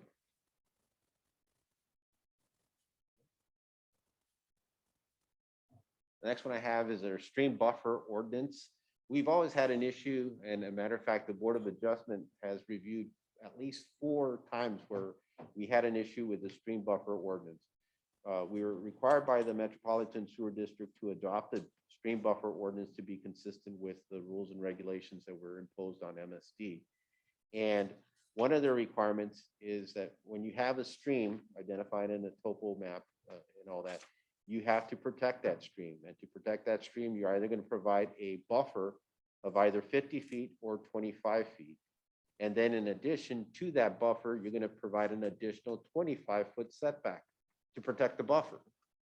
Well, that is a good idea for larger lots or communities further out west. But when a majority of your streams in the community are already built, so they're channels. I mean, I call them channels, or they're riparian walls. The protection of the stream is kind of in conflict because you have a concrete wall. You're applying the same protection standard that you would to a natural stream. But we've always been somewhat hesitant to make any changes to the code in there because I do believe in MSD's priorities and their objectives in there. But we found that in Brentwood, which is a similar or compatible community in terms of land area and improvements, they took out one of the requirements in there. So they're providing the 50 to 25 feet buffer, but not imposing the setback. And it makes a big difference, especially on narrow and smaller lots and all of that. And again, we've had this issue at least 4 times go before the commission. 4 times it was granted in exchange for some stormwater improvements. And in all 4 times, those came before the Plan Commission for a review and approval and got approved. So I think it's something who's taking a look at and maybe mimicking what Brentwood is doing again, because it's more compatible to a denser setting than what we currently have. Because in all of that, do we have any natural streams really that we can identify? Not those that are shown to be protected. The only one, well, bear with me 1 second here because I don't want to. Again, it's only those though that are, for some reason, this thing is being really slow, so I apologize, Nico.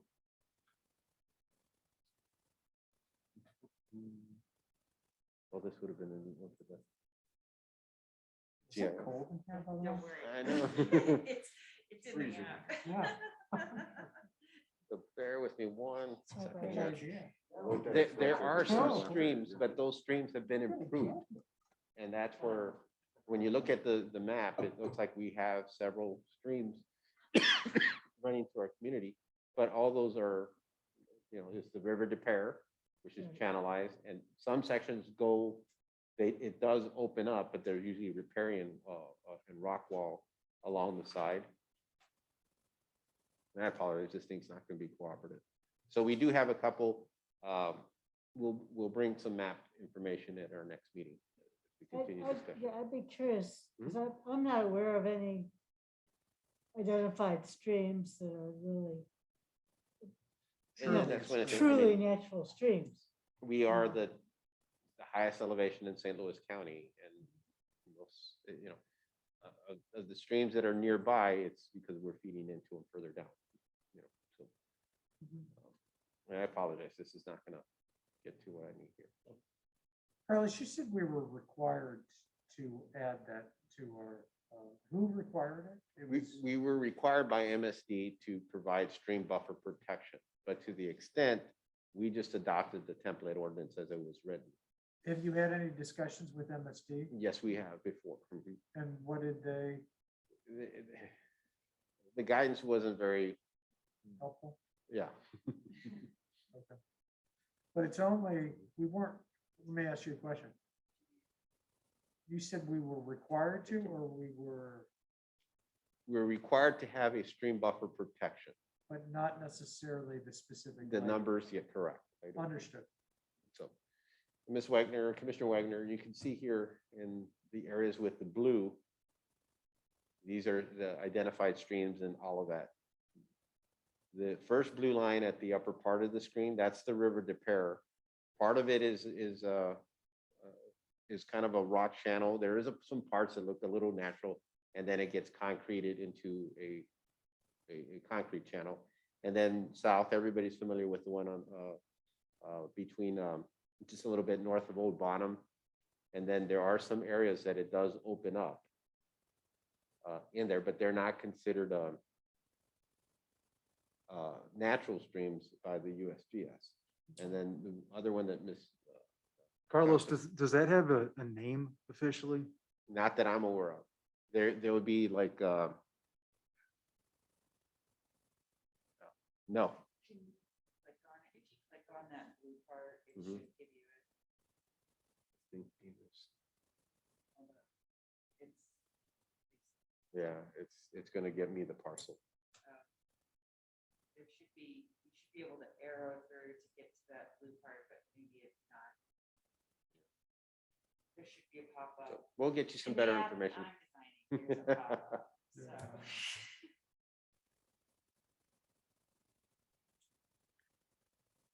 I have one more question. So the stream buffer ordinance applies to those streams that are identified on the USGS, not to any water area that's sort of a stream. Correct. Okay. It's only a certain few.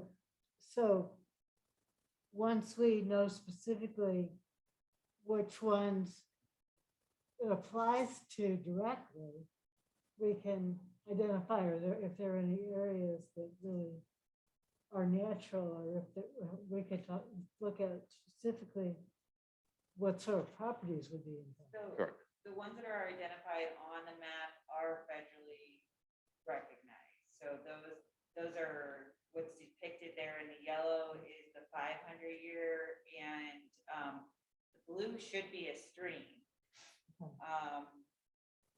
Or it's either, because there's a blue hatch and a yellow hatch.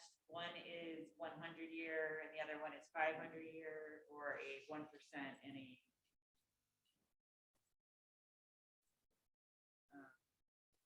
so in the blue, the hard blue line should be a river or recognized, and it's drawing from a federal system, so it's it's actually drawing from USGS.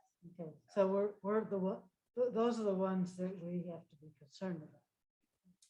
Well, Because there are certainly water courses that don't appear on USGS. Right. Mhm. Anything else that doesn't appear would be not federally recognized. Well, I definitely think we should consider making these changes, especially to what we've already kind of agreed to, when we have creeks or, water areas, that are channelized where we don't have water, basically entering that area, over ground. It's usually going into some sort of drainage and then going into that basin. But if I remember, those buffers were to protect the stream bank from erosion. Correct. And so if we have a hard channel, we don't have that issue of erosion. Now, part of it, if I remember, was also to capture sediments. Correct. So maybe we indicate something about around the inlets, we need to keep, as much permeable space around it, to allow for that and protect those inlets during periods of construction. Mhm. All right. But it's nice to know that we have the control to change that. Yeah, I was happy to find another community. The language of these requirements. And that concludes the items I had, Chairman, and we don't have any meeting minutes drafted for review. Well, we have one other thing that we want to talk about is that's the election of officers. Yes.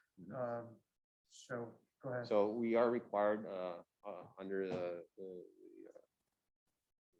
establishment for the Plan Commission, every year we should have a election of officers. And I wanted to put that on the agenda for our next meeting. And there's the three officers, our chair, vice chair, and secretary. And so I wanted to give everybody a heads up and not just have it pop up on an agenda. You're like, wow. So think about it, everybody. Think about what. Yeah, exactly. Yeah. Right. All right. Thank you, Chairman.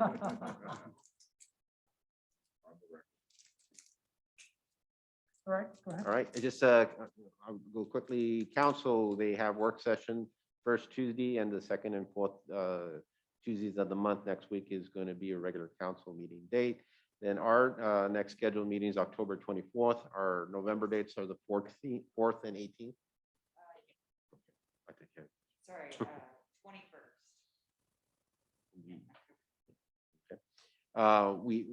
We're busy again. I tell you, we've been seeing lots of permits and applications. We have three new single family homes that will be hopefully on our next agenda: 23 St. Alfred, 90 Stony Side, and 9721 Hastings in the Oka State subdivision. We have a sizable addition going on at 3 Lynn Court.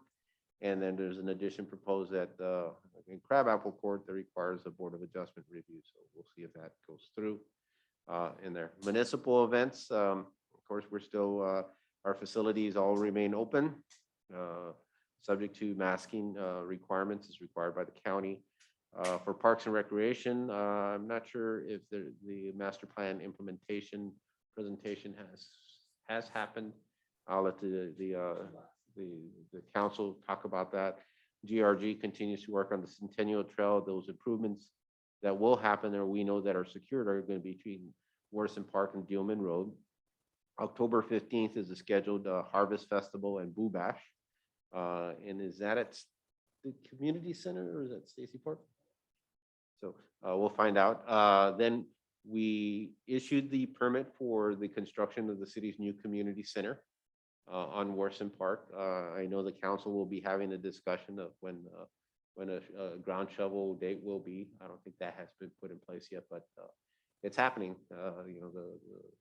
The contract was awarded to Wright Construction, and they have the permit now in hand. So we'll start seeing work in there. Development updates. I have pictures because I didn't get to show these last time. But there are things that are really nifty that are going on. So bear with me. I hope this is showing up. These were the footings for the Old Bottom Elementary addition. And the reason they're that big, and we wanted to get somebody in that in the upper left, is because that is where the emergency room is, the safety room. And that was an impressive footing in terms of its size. It's well over 4 feet in width, but you can see the work going on there as they continue on that site. So that's been pretty neat to see. On Olive, pictures of the Oliver, as pretty much the building exterior height has been put in place. One of the inspectors was up on one of the upper units, and you can see the arch in downtown. and that skyline back there. They've applied for the permit for the interior pool. We had an opportunity to sit down with the developer. He was showing us the interior finishes. It's a really slick facility that they're going to put together. They're putting together their marketing information and getting ready for what their schedule is to get to the opening in there. And that, of course, that will be early next spring. And then we talked a little bit about the adjacent commercial building in there and what their plans would be. And at least at this point, they're still kind of assessing the market and seeing how things are going. So I don't have anything specific to add to that. Plant Haven, I'm sorry. Hotel-esque. I would say that the interior design is hotel-esque. Very high-end. Plant Haven is looking exciting. It's been a while in there, but they got the footing and foundation in place. And then you saw the steel beams came up this week. And I know the trusses were delivered. I didn't take a picture today if anything was now set or put in place. So that's getting pretty exciting. And they're easy storage. We still don't have any update. They're still committed to the site and they're working on it. It's slow in coming, but it's going to happen. We're good on that. Do they really say with a straight face they're committed to the site? I think so. There's other issues. I'll let the council liaison expand on it. But there are some issues regarding how they're being taxed in there that kind of impacted their financing scheme to do so. So they're working with the council in trying to find ways to address that gap in there. And I'm not talking about a TIF or anything like that. It's just that there may need some assistance in there. And it's this combination of retail and indoor storage, and that being looked at solely as commercial, all commercial, where traditional storage would be assessed differently in there. And that's the best I know on it for right now. Okay. Firestone, these are the rebar for their footing placements looking towards the McDonald's. That has been poured along with I think they're next week they will be doing the floor plate, and they have a lot of the iron in place and ready to go. Couple of things that we found out with all these developments going on: Old Bottom, Birdie Lane, Firestone specifically in there, and not necessarily the Oliver yet or Plant Haven, but how these growing pains and you learn things. All these developments impacted pedestrian traffic along the sides of them, and to the extent that it was brought to the city's attention of some issues. So you'll see now at pretty much all these sites, whether the sidewalks closed, uneven sidewalks, or signs popping up regarding the conditions of sidewalks to try to inform pedestrians in advance what's going on in there. And in hindsight, things that could have been better addressed. We know better now in there. One of the things, like with the Firestone site, not saying that they're not working with us, but they've been good to work with. But the permitting and the construction that takes place specifically in the sidewalks and along that turn, those are permits that are issued by the Missouri Department of Transportation. They're not our permit. So it's it's always easy. It's like, well, when are you going to do it? Well, are my permit's still valid? You can or talk to MoDOT, and MoDOT will say, well, they don't have a timeline. They're not looking at it in the same perspective or have the same impact that we see here locally. So again, Firestone's been working, and they're we're trying to set a schedule so we can get at least, because there isn't the sidewalk on the McDonald's side. So if you're coming up north to try to get to the pedestrian crossings on Olive, there isn't a safe pedestrian route anymore. And it's not required that we have to provide one, but if there is not one, we need to make sure that the public is informed to use an alternative access path or so. Just a heads up, and you may have heard of those issues, and we're trying to address them as best we can. Olive Crossing, a lot of the grading's gone in. A lot of new electrical poles have been installed by Ameren they started the excavation along the south property line. One of the things, and again, this is a picture in an angle, but you know, that tree line has held pretty well steady along there in that common strip of Stonely Towers. And there we constantly can continue to take a look at that. They should start the soldier course wall hopefully within the next week. It's that was Ameren installing the poles, utility poles, and then they'll go in right after. So other information that came out was you know, we're getting more and more census information. All of it is population increased a little bit over 9%. So we went from 7,737 residents to 8,504 residents, higher than what I had anticipated. But it shows a good resiliency in our community and our growth. And in that, we passed Brentwood and we passed Maplewood in terms of population. So you know, it's close to all of them.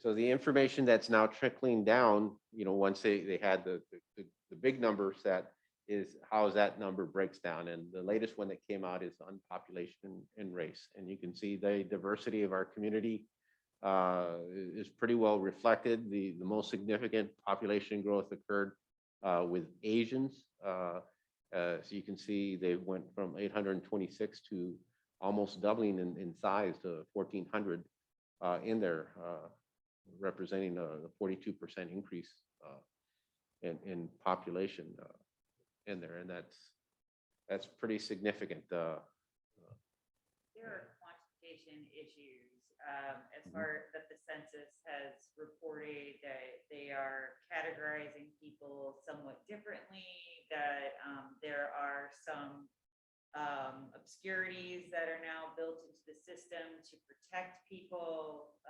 I can recommend at least 5 blogs if you'd like. So Don, do you know what they mean on this when they say white alone, Black or African American alone? Oh, that means that they identify as that race specifically and exclusively. Like, I am not half something else. I am not a, you know, I don't identify as something that is, or I'm not significantly. You can check 2 boxes if you want. Exactly.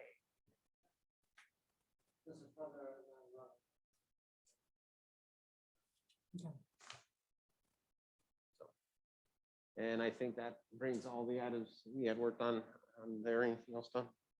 Oh, the Blue Bash is at Stacy Park. So it is not at the community center, Stacy Park. And they are doing a viewing of Hocus Pocus. All right, good, Chairman? good. Thank you. Oh, and then one last thing, Ms. Doty will be absent for the next couple of meetings as she's working on the transfer certificate at UMSL for planning and zoning in there. So So it'll be through, the next meeting through December, because it's every Thursday at the exact same time. Well, you will be missed. Convenient. So, yeah. All right, Ross, is that an excuse, absence? I told her we can set up a little computer. It's online, so we can set up a computer down here. Yeah. She can face the wall over there while we're having the meeting.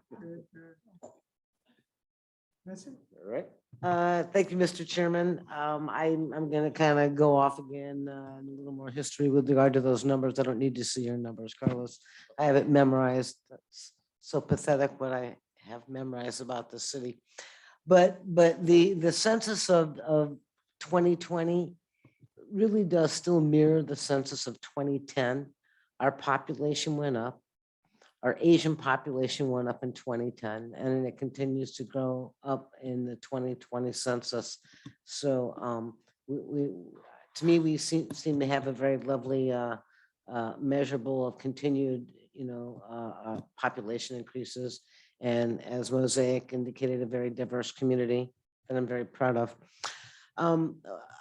I'll be very brief with regard to easy storage. Their concerns, do address something with regard to the levels of taxation. And their concerns also now are at a level of what a bank will do, what a bank wants, and what we initially had conversation on with regard to the first level being totally retail. Now they don't want it totally retail. They're coming back to us again, asking for reconsideration. The reasons focus on financial, in my opinion. They have not indicated they're wanting to go away. I apologize to the gentleman, but it was pretty rough with regards to you keep coming back and asking us for more, and we're 60% down the road with you. And this is a frustration to me with every developer that comes into our community. They sell us, they hook us, they get us addicted, and then they start tracing back what they say they're going to do and within our commitments. And it is our responsibility to work with them as well. So given also COVID and the fact that, engineering, a lot of other things didn't take place as well, are part of the time frame of this frustration. So, I have to allow the staff to do what they do, the potential developer to try to do what they do. And at the end of the day, my decision will be mine to make if there is another need of another ask to get rid of the retail component of this development. So that's kind of the conversation that's going on now. Yes, ma'am. Are they asking to get rid of the retail component, or are they talking about building a separate building for retail? No. The first floor would be retail, but they want to lessen the percentage of retail. We wanted that entire first floor to be retail, 100%. And, my stance is still there. You all know me very well. You've elected me for 21 years. The cry of financial pain of a developer is not a interesting thing for me to palate. So that's kind of where it's at on our end, and we need to all come to a balance, or find another thing that could potentially be working. Did they walk away? Oh, no, they didn't walk away. No. Can they walk They can do anything they want. They own the land. They have brought in the plan. The plan has been approved. Yes. Not the building plans, but the improvement plans. The improvement plan. Put the detention and the infrastructure. Okay, so the improvement plan, but they do own it, and if they want to continue and they want to invest in our community, they have every right to do that. I'm not a lawyer. I don't know, how much pushback one councilman can do when it's a decision of 5. But I will put on the record, I'm deeply disappointed right now with how this has gone down. And, we bent over backwards to help create this type of development that they wanted. I understand, we have other things in our community going on right now. We have high rises, we have things beginning to happen. And, we just need to see where this continues to go. But no, they have not pulled out. They're just asking for another give of the city for them to do and be a part of our city. It is interesting because part of us approving it was based on that retail component, Right. especially in that location. And every time they come to us, that's the conversation I would ask. Now, are you asking to get rid of the retail? And every time they said no. So now it's, well, a portion, the market is this or the market is that. I'm not in that business. I'm in the business of getting the best bang and the best product in our community for our folks, to give to the community and to the folks and to the businesses of this community. I look forward to seeing everybody on October 15th at Stacy Park, and it is exciting times. I'm glad to see you all here. I appreciate you all. I don't really don't really have anything else to share. Okay, well, thank you very much. Thank you. Anybody else on the council have any questions, or not questions, but any comments or discussion? That being said, we'll adjourn at 9:14. Chairman. All right. I Good am- to see you, Richard.